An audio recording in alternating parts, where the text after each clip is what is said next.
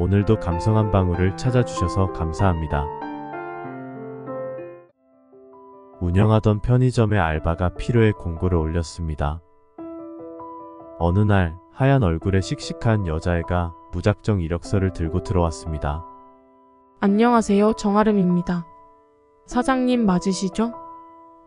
이력서라고는 하지만 그 안에는 내용이 거의 없었습니다. 경력사항은 백지였고 여러 칸에는 자신의 이름과 집 주소, 가족사항 없음이 전부였습니다. 고등학생인가요? 학교는 지금 어디 다녀요? 물었더니 아름이는 학교 안 다녀요. 중학교까지만 다니다가 고등학교는 얼마 전에 검정고시 시험 봤어요. 대학은 돈이 없어서 안 갈 거예요. 그래서 알바 그만둘 일 없으니까 걱정 말고 써주세요. 라고 대답했습니다. 누군가 들었다면 어찌 저런 이야기를 아무렇지 않게 할 수 있을까 싶었을 것입니다. 당시에 저도 그랬거든요. 돈이 없어서 대학을 못 간다는 말을 서슴없이 하는 아름이의 자신감에 놀랐습니다. 아름이는 부모 없이 자랐다고 했습니다. 제 자신도 아버지 없이 홀어머니를 모시고 동생들을 먹여 살리려고 일찍이 생활 전선에 뛰어들었기 때문에 그녀의 모습이 더욱 안타깝게 느껴졌습니다. 하루라도 빨리 사람이 구해지는 게 더 중요했던 저는 아름이를 처음부터 차근차근 가르쳐보자는 마음으로 채용했습니다. 다음 날부터 아름이는 알바를 시작했습니다. 의외로 머리가 좋아서 다른 경력 있는 친구들만큼이나 일을 빨리 배웠습니다. 돈 계산도 척척 잘하고 청소, 정리정돈, 발주까지 뭐 하나 부족한 부분이 없었죠. 무엇보다 밝고 싹싹한 성격 덕분에 방문하는 손님들에게도 인기가 많았습니다. 그러던 어느 날 다음 타임 알바 친구가 아름이가 폐기식품을 자꾸 가져가는 것 같다고 하더군요. 사실 폐기식품이야 뭐 어차피 버리거나 먹어버리기도 하는 건데 혹시나 괜한 문제가 생길까봐 매장에서 먹거나 밖으로는 가져가지 못하게 했거든요. 그래서 CCTV를 확인해보니 정말 폐기식품을 모아두었다가 편의점 밖으로 가지고 나가더군요. 어떻게 할까 고민하다가 다른 알바생까지 알고 있는 사실이라 형평성을 위해서라도 그러지 말라고 이야기해야겠다 싶었어요.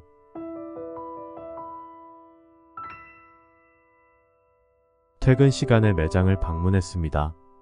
그날도 폐기식품을 챙기던 아름이가 저를 보고 깜짝 놀라더군요. 저는 잠깐 나가서 이야기 좀 할까? 하고 근처 카페로 데려갔습니다.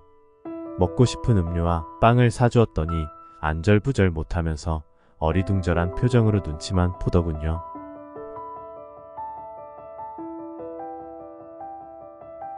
아름아, 나는 내가 일도 잘하고 성실하고 무엇보다 밝고 싹싹해서 아주 좋은 직원이라고 생각해. 그런데 폐기 음식을 왜 가져가는지 말해줄 수 있니? 고개를 떨군 아름이의 손가락 위로 눈물이 뚝뚝 떨어졌습니다. 억지로 눈물을 닦으며 말하기 시작했어요.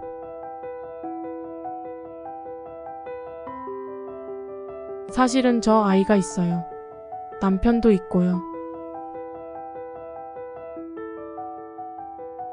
예상 밖의 이야기에 저는 정말 깜짝 놀랐습니다.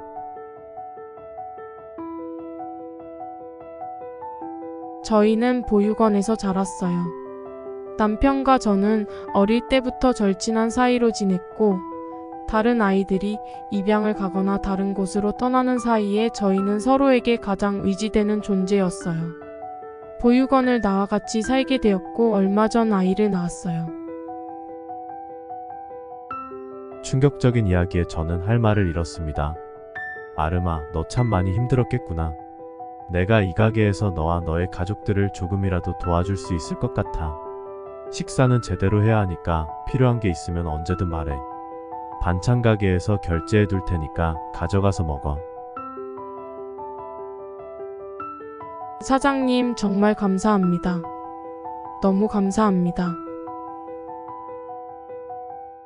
아이는 음료를 잡은 손에 얼음이 녹아 생긴 물방울보다 더 많은 눈물을 흘렸습니다. 그렇게 이야기를 마치고 저는 집에 가져가 먹을 수 있게 카페에서 빵과 음료를 한가득 싸서 보냈습니다. 그 그 후 아름이는 성실하고 밝게 열심히 근무했습니다. 반찬 가게에 결제해 두었지만 그래도 눈치가 보였는지 저렴한 종류의 반찬을 가져가고 양도 두 사람의 양에 훨씬 못 미치게 가져갔습니다. 저는 사장님께 말해 일부러 고객인 척 더 챙겨주시라고 부탁드렸고 종종 아기 기저귀나 분유 등을 챙겨주었습니다.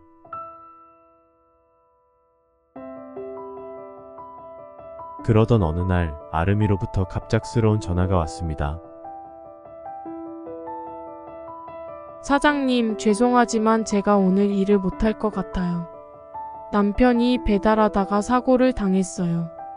지금 병원에 있는데 내일까지는 결과를 봐야 한다고 해서 아이 봐줄 사람이 없어요. 저는 아내에게 이 사실을 이야기하고 병원으로 향했습니다. 병원에 도착하니 아름이와 남편, 아기가 있었습니다. 저는 병실에 있는 동안 아기를 돌봐줄 수 있다고 했습니다. 아내는 아름이를 데리고 가게에서 일을 보면서 아이를 봐주기로 했습니다. 아내와 저는 결혼한 지 10년이 넘었지만 아이가 없었습니다. 결혼한 지 얼마 안 돼서 아내의 자궁에 큰 병이 생겨 수술을 해야 했습니다. 그래도 저희 둘이 지내는 것도 충분히 행복했고 편의점을 여러 개 운영하다 보니 정신없이 바쁘게 지내는데 아마 그래서 아름이가 더 애틋하게 느껴졌던 것 같습니다. 다음날 아내는 아름이네 집에 가서 아이를 데려와 돌봤습니다. 아내는 아이를 보자 두 눈이 눈부시게 반짝거리는 모습이었습니다. 아이를 품에 안은 아내는 세상의 모든 행복을 껴안은 사람처럼 웃었죠. 아름이네 가족은 그렇게 우리의 작은 도움을 받으며 조금씩 안정을 찾아갔습니다.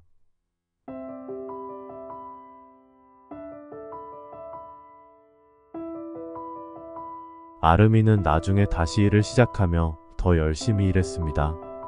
그녀와 그녀의 가족들이 조금이라도 더 행복할 수 있도록 도와준다는 생각에 저와 아내는 보람을 느꼈습니다. 우리는 그녀와 그녀의 가족이 더 나은 미래를 향해 나아가도록 작은 힘이라도 보태겠다고 결심했습니다.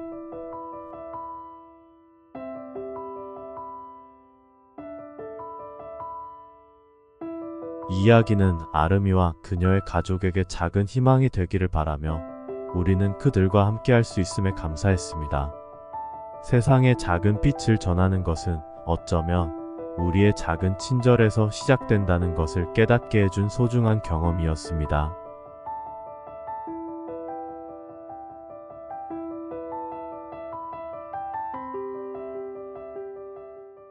지금까지 시청해주셔서 감사합니다.